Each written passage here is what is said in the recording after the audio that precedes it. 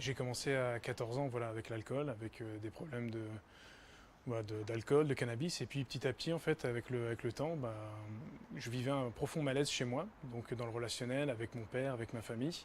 Et dans l'alcool et après dans d'autres produits, j'ai commencé un petit peu à trouver une sorte de soulagement à travers ça. Donc je me suis un peu accroché à ça et en fait, avec le temps, tous les problèmes que j'avais, les difficultés rencontrées, copines, à l'école, les formations, et bien tout ça en fait, je le fuyais en fait. Et on va dire qu'avec le temps, au fur et à mesure, ce qui s'est passé, c'est que je fuyais tout ça avec d'autres produits. Donc il y a eu le cannabis, il y a eu l'acide, voilà, cocaïne, héroïne.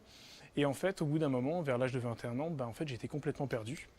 En rentrant dans le Cenacolo, j'ai senti en même temps une partie de moi-même qui détestait ça parce que il y avait beaucoup de contraintes, il y avait beaucoup d'aspects, voilà, comme je disais, une vie presque monastique et c'était pas agréable. Et de l'autre côté, il y avait quelque chose qui m'appelait.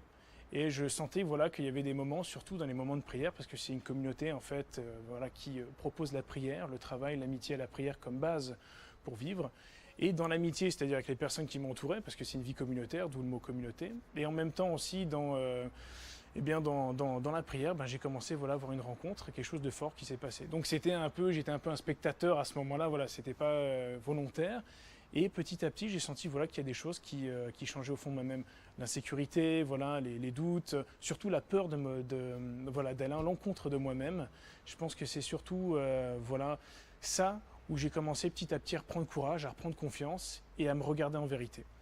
Et les 3 premiers mois, c'était hyper fort, on va dire, la rencontre avec le Christ, parce que je fermais les yeux, j'étais à genoux en chapelle et j'avais l'impression de partir à 6-7 mètres au-dessus du sol. Et je me disais, c'est pas possible, je sais pas, je vais avoir un retour de produit, je vais avoir, je sais pas, une remontée d'acide à ce moment-là.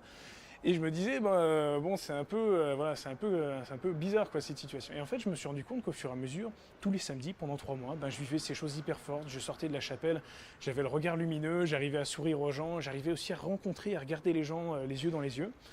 Et ça a été vraiment une rencontre très forte. Faire le bien, voilà, c'est rendre service, être à l'écoute de l'autre, arriver à faire un petit pas, c'est toujours un plus. Même si des fois, si les fruits sont pas directs, même si des fois on récolte pas directement, voilà, les fruits de cet effort. Et je pense que ça, c'est vraiment important, de ne pas avoir peur, voilà, de donner le meilleur de soi-même.